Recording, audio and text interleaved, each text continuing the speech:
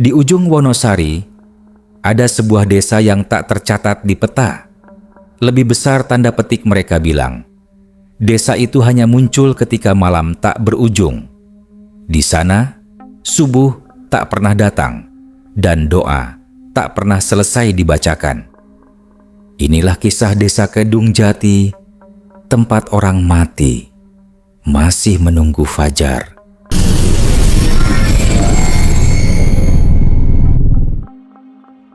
Langit sore itu seharusnya jingga, tapi entah kenapa warnanya abu kehitaman seperti mau hujan besar.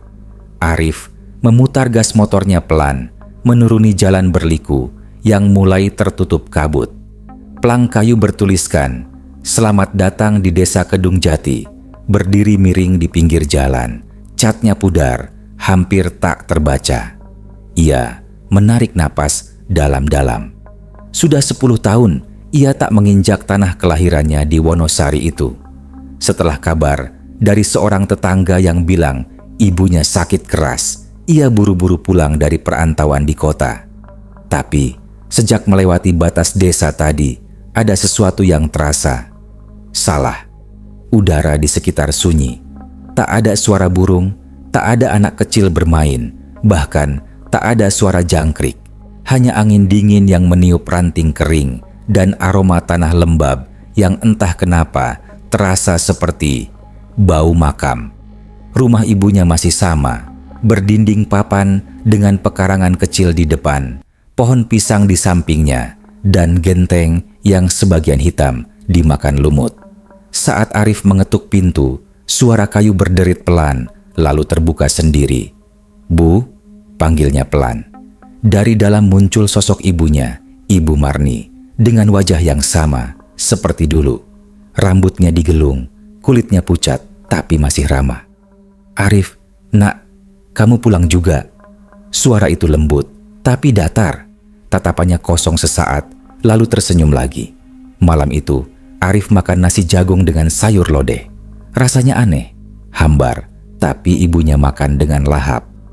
"Bu, kok sepi ya? Tetangga-tetangga mana?" Ibu Marni menjawab tanpa menoleh. "Mereka masih di rumah masing-masing. Di sini sekarang cepat malam, Le.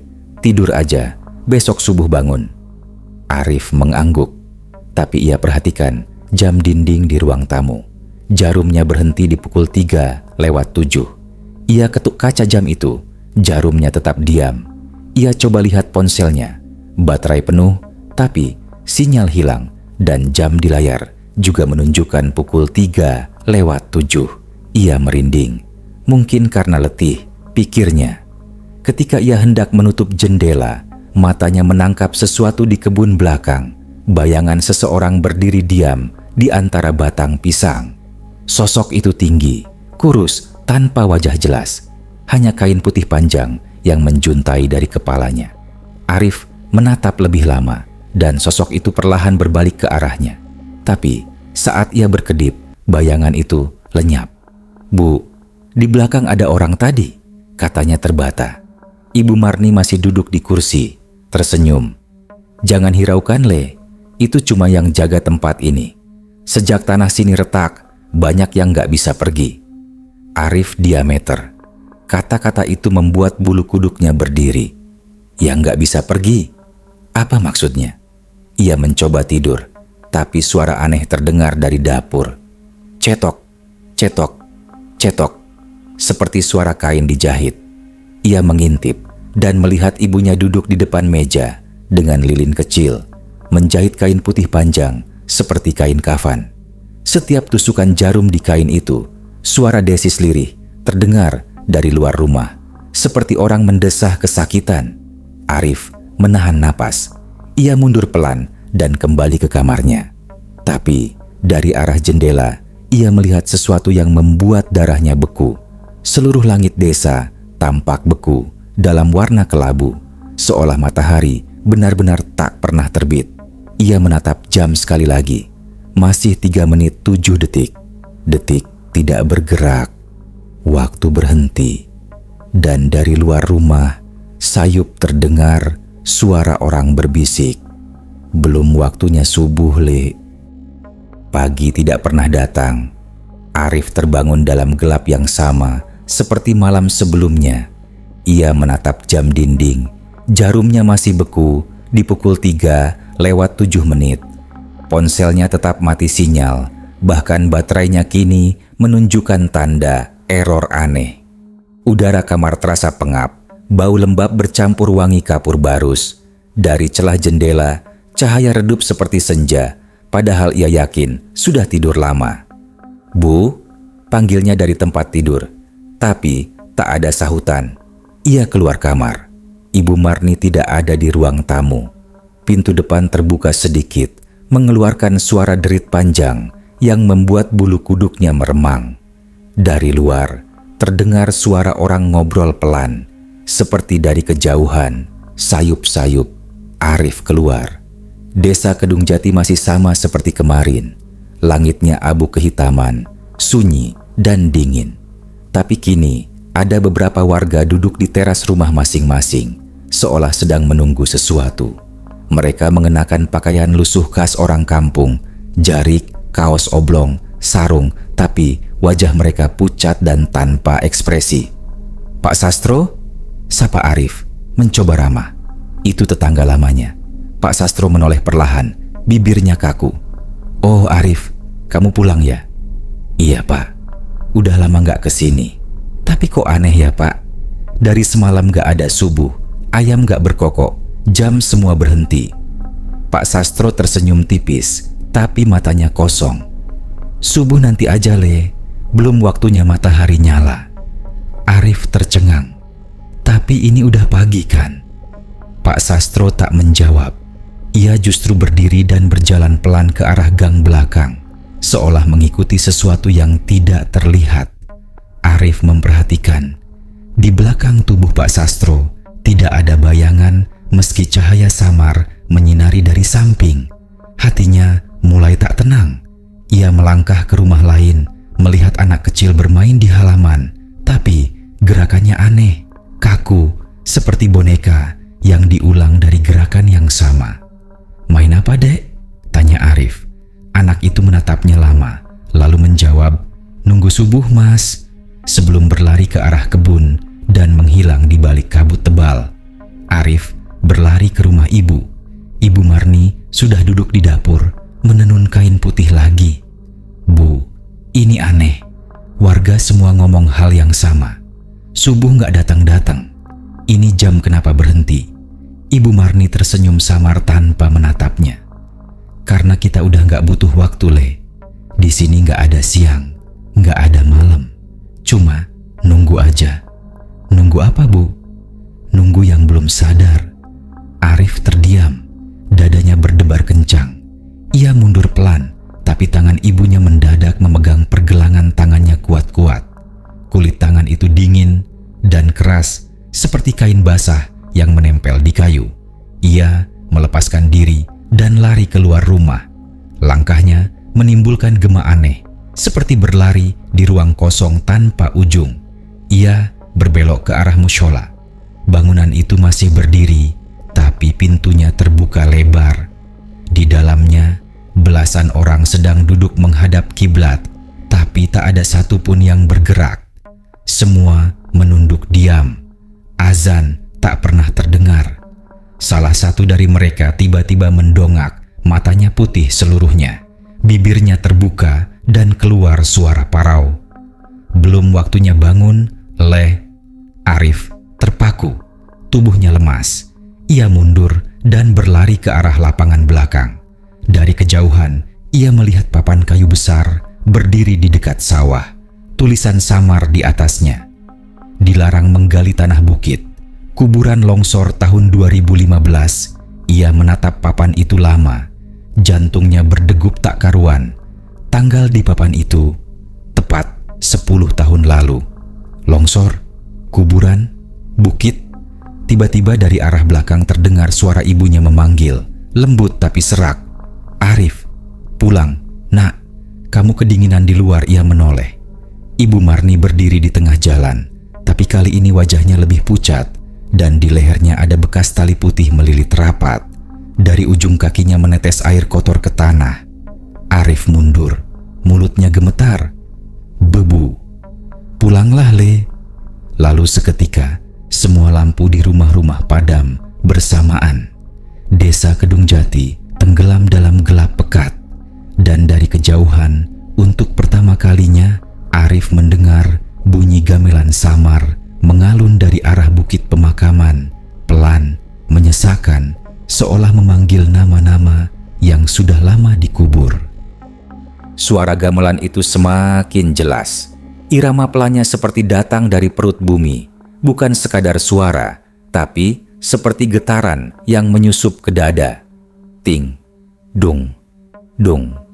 Nada-nadanya datar, tak beraturan, kadang berhenti tiba-tiba, lalu terdengar lagi dengan tempo lambat seperti napas orang sekarat. Arif berdiri di tengah jalan desa Kedung Jati yang kini tenggelam dalam kabut tebal.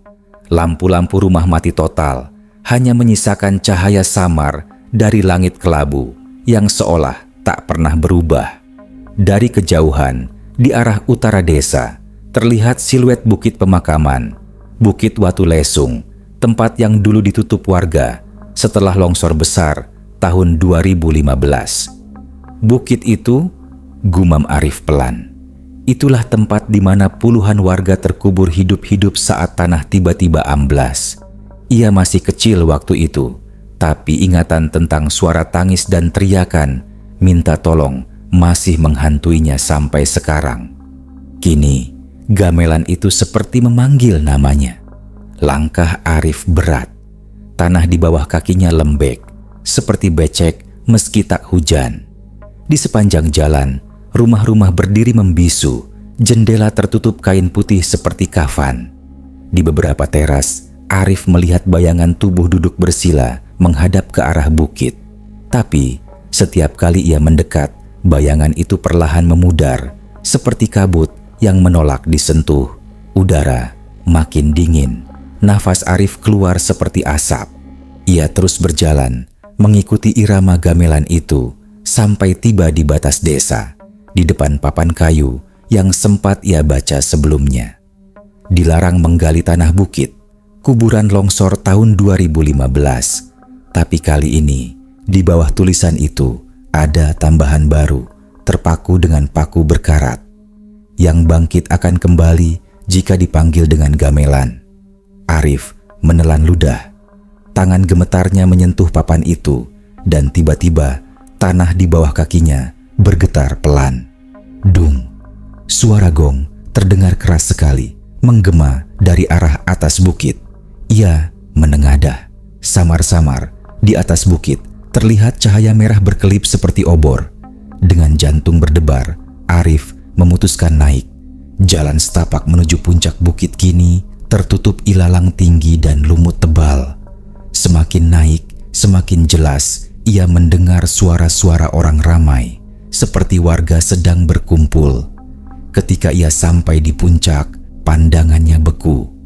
Puluhan warga Kedung Jati berdiri melingkar mengelilingi tanah besar yang retak di tengah bukit. Tanah itu seperti kuburan massal. Di tengah lingkaran, beberapa orang memainkan gamelan. Gong, kenong, saron, semuanya terbuat dari logam berkarat dan tanah liat. Tapi yang membuat Arif hampir menjerit, tangan-tangan pemain gamelan itu bukan tangan manusia hidup. Dari bawah kain putih panjang yang menutupi tubuh mereka, terlihat ujung tali kafan menempel di pergelangan, dan suara gamelan keluar dari pukulan tangan-tangan yang sudah membiru. Arif menatap ngeri.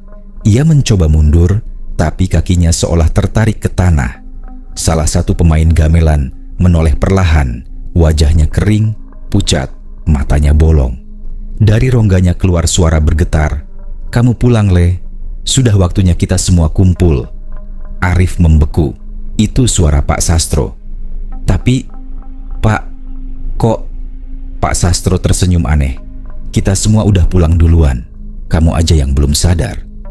Dari arah belakang lingkaran warga, muncul sosok Ibu Marni, masih mengenakan kain tenunnya. Tapi, kini seluruh tubuhnya dililit kafan putih yang kusut dan lembab. Di tangannya, ia membawa tali putih panjang. "Arif," panggilnya lembut, "kamu harus ikut. Ini desa udah gak punya hidup. Kita semua udah lama nunggu kamu." Arif berlari mundur, terengah, tapi tanah di sekitarnya mendadak retak.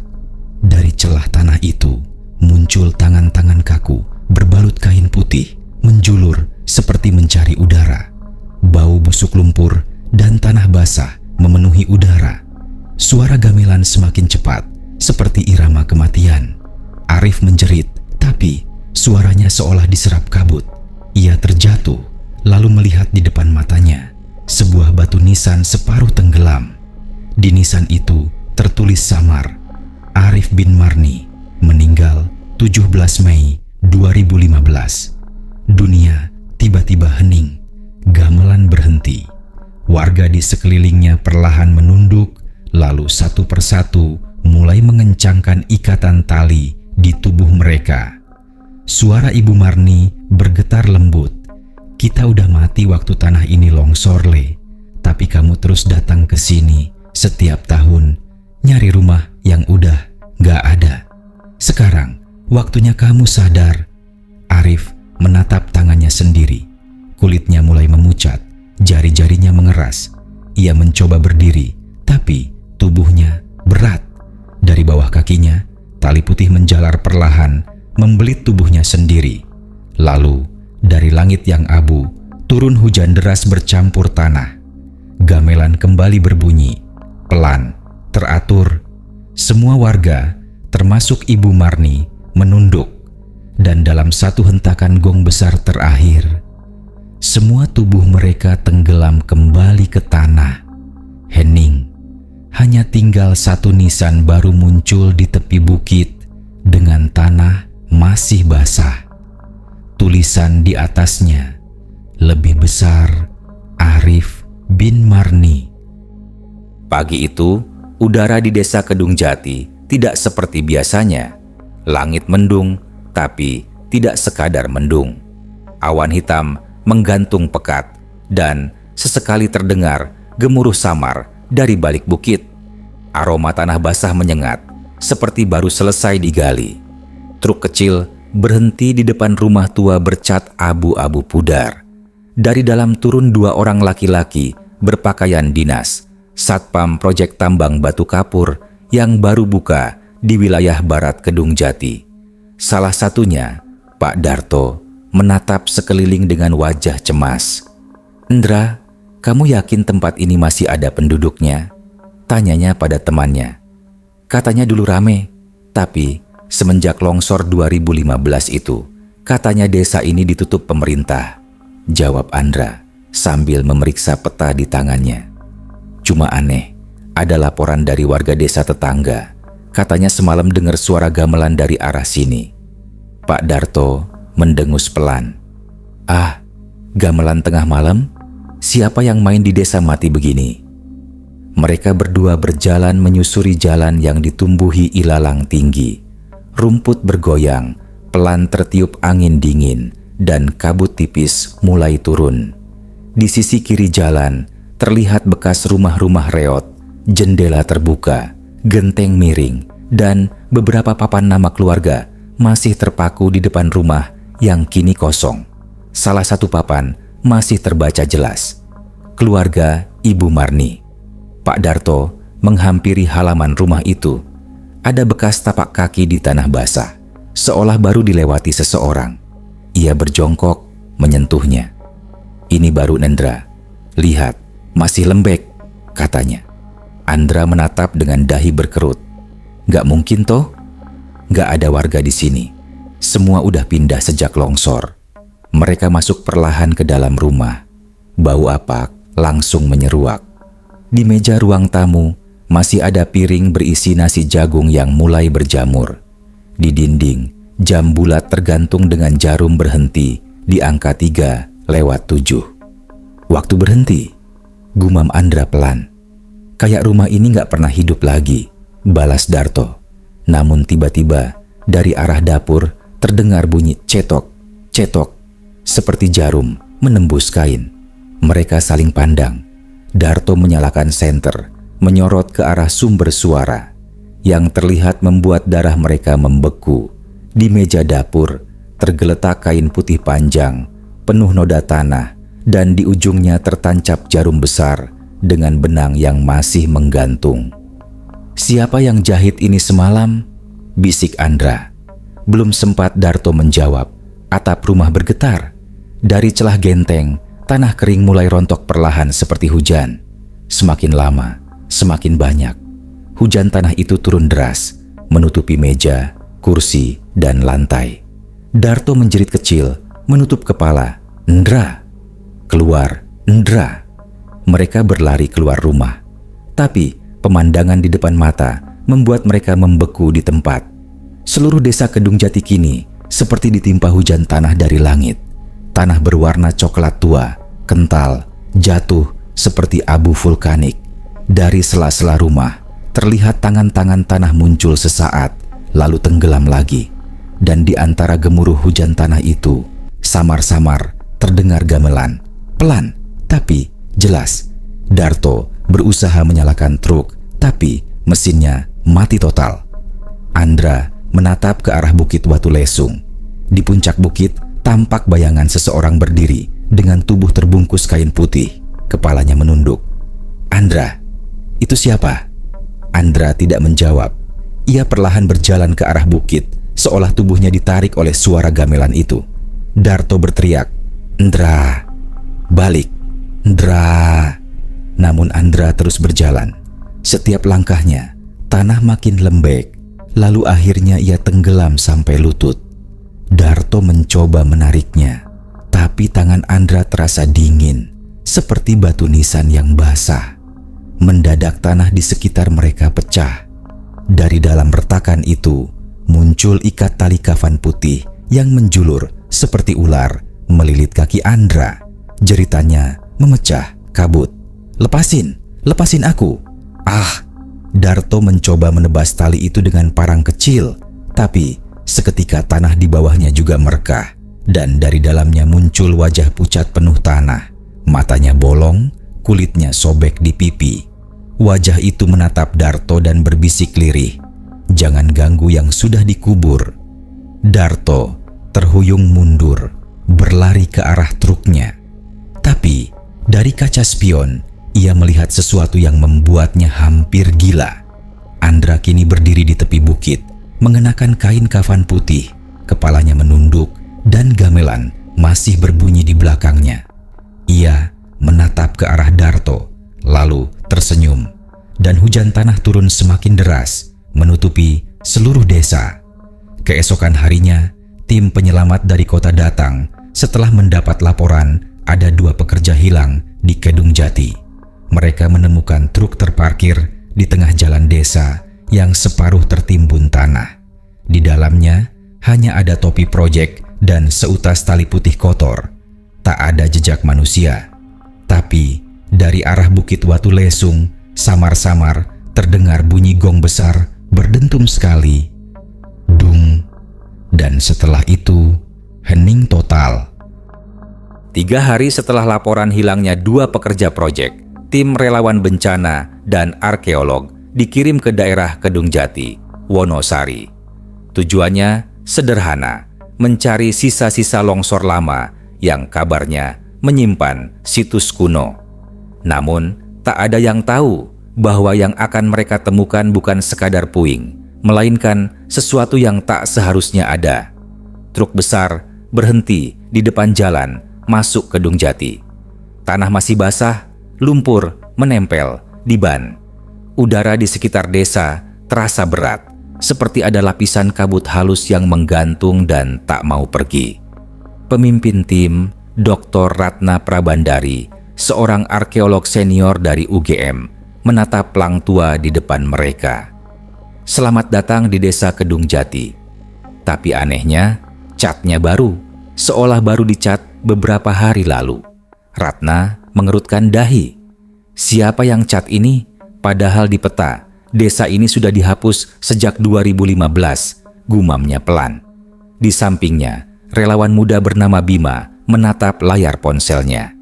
"Sinyal aneh, Bu. Barusan dapat notifikasi pesan masuk. padahal nggak ada jaringan. Ratna menatapnya. Pesan apa? Bima memperlihatkan layar ponselnya. Pesan itu tanpa nomor pengirim, hanya bertuliskan, "Belum waktunya subuh, Le." Ratna merinding. Itu bahasa Jawa ya? Bima mengangguk. Iya, artinya kayak, belum waktunya fajar nak. Tapi siapa yang kirim?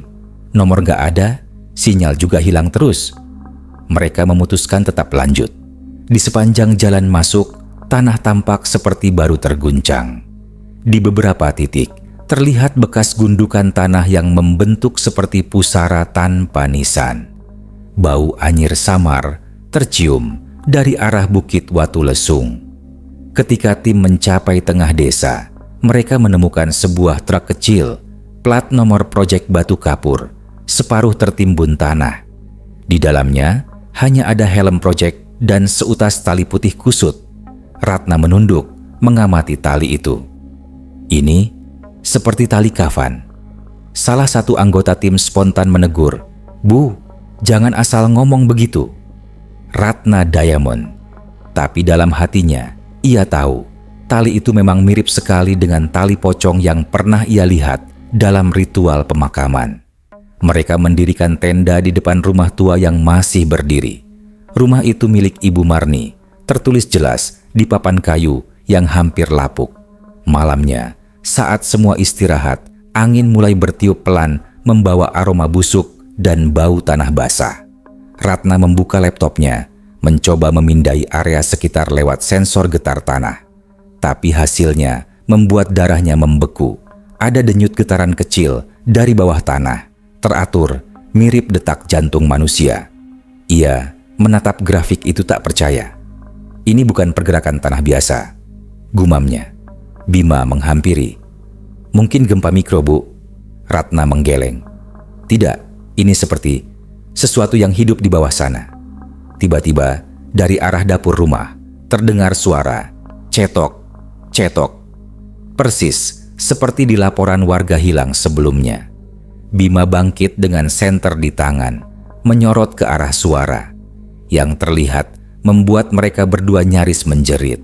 Di meja kayu tua ada kain putih panjang terhampar, dan di ujungnya tampak jarum besar masih menusuk. Benangnya bergerak sendiri, seperti ada tangan yang tak terlihat sedang menjahitnya. Kain itu bergerak pelan, berdenyut, dan dari bawah lipatannya terdengar suara lirih.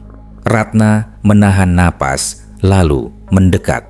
Dari bawah kain itu muncul ujung jari tangan manusia, pucat, dingin, dan gemetar. Ratna mundur ketakutan, dan dari lantai tanah di bawah meja itu terdengar suara berat seperti orang berbicara dari dalam tanah. "Kami belum selesai dikubur." Bima menjerit dan berlari keluar rumah. Tapi begitu membuka pintu, ia melihat pemandangan yang membuatnya ingin mati di tempat. Seluruh tanah di sekitar desa Kedung Jati bergelombang pelan, seperti ada ratusan orang bergerak di bawahnya. Dari dalam tanah muncul bunyi gamelan pelan, ting, dung, dung, diiringi bisikan serentak, suara puluhan, mungkin ratusan orang yang menggumam hal yang sama. Lebih besar, belum waktunya subuh, belum waktunya subuh.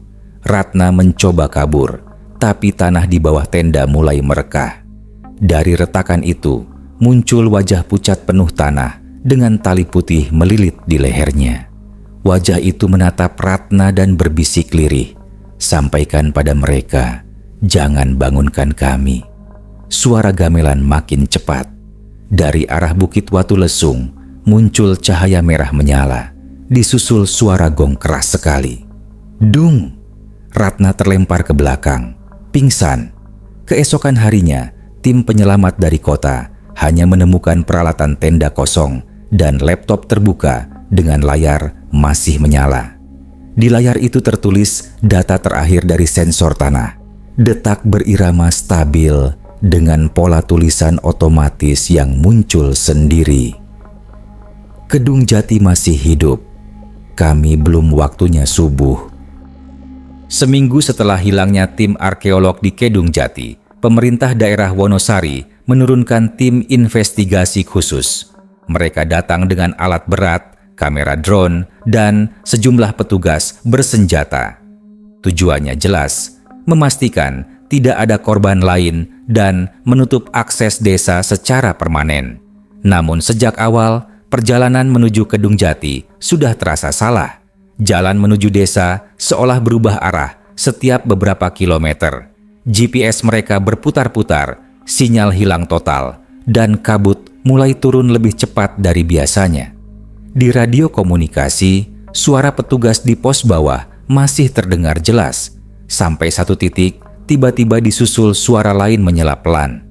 Belum waktunya subuh, Le. Semua terdiam. "Siapa itu barusan?" tanya salah satu petugas. Tak ada jawaban. Mereka tiba di batas desa sekitar pukul 17.00, tapi langit sudah sehitam tengah malam. Angin berhembus berat, membawa bau tanah basah, bercampur sesuatu yang lebih busuk, seperti daging lama terkubur.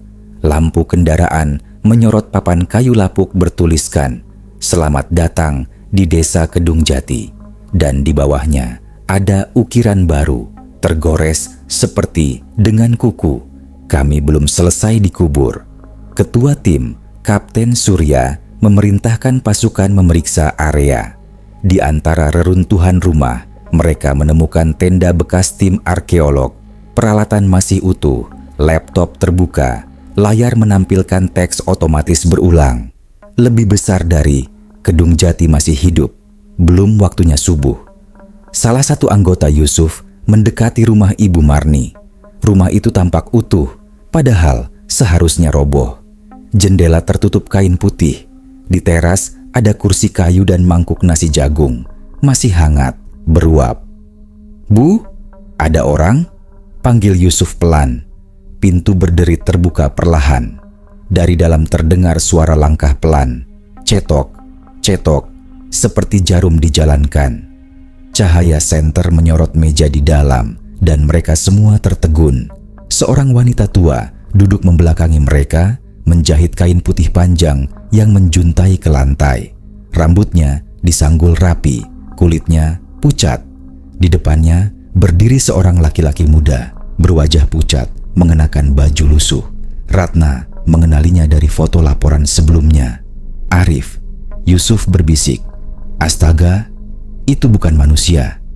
Arif menoleh pelan, matanya kosong, senyumnya kaku. "Sudah malam, Pak. Jangan ganggu ibu saya. Kami sedang siap-siap menyambut subuh." Kapten Surya melangkah maju. "Kamu siapa?" Arif menjawab datar. "Saya Arif, warga sini. Semua orang di sini masih hidup. Hanya waktunya saja yang berhenti." Suara gamelan terdengar lagi, jauh di arah bukit, tapi jelas. Ting, dung, dung. Dan perlahan, dari jalanan di luar rumah, bayangan-bayangan putih mulai muncul. Puluhan, ratusan warga Kedung Jati berjalan menuju rumah Ibu Marni. Tubuh mereka berbalut kain putih lusuh, beberapa dengan tali kafan masih menggantung. Mereka semua berjalan tanpa suara, menunduk, wajahnya pucat membiru. Tanah mulai bergetar. Dari arah Bukit Watu Lesung, cahaya merah menyala lagi, tapi kini lebih terang, seperti kobaran api besar. Yusuf menatap ke arah itu dan berteriak, "Kapten!"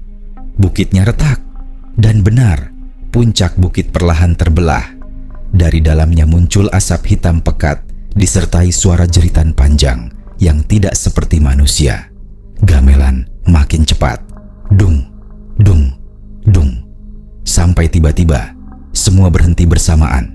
Kesunyian yang tersisa bahkan lebih menakutkan daripada suara apapun.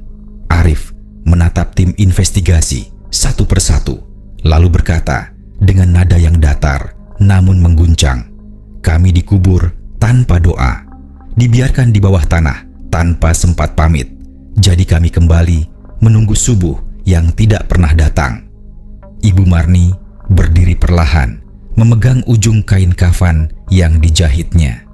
Kain itu ternyata menyambung ke seluruh desa, menjalar ke arah rumah-rumah, ke jalanan, ke bukit, dan ujungnya menghilang di tanah yang retak. Ketika ia menarik kain itu sekali saja, seluruh tanah berdenyut. Satu persatu, warga Kedung Jati jatuh ke tanah dan tenggelam perlahan. Arif memejamkan mata, tersenyum tenang. "Sudah waktunya, Bu." Dan sebelum semua tubuh lenyap, Ibu Marni berbisik lirih, "Kalau nanti ada yang datang lagi, katakan, jangan bangunkan kami." Lalu semuanya hilang. Rumah Ibu Marni runtuh menjadi debu. Langit mendadak terang. Fajar muncul untuk pertama kalinya di Kedung Jati.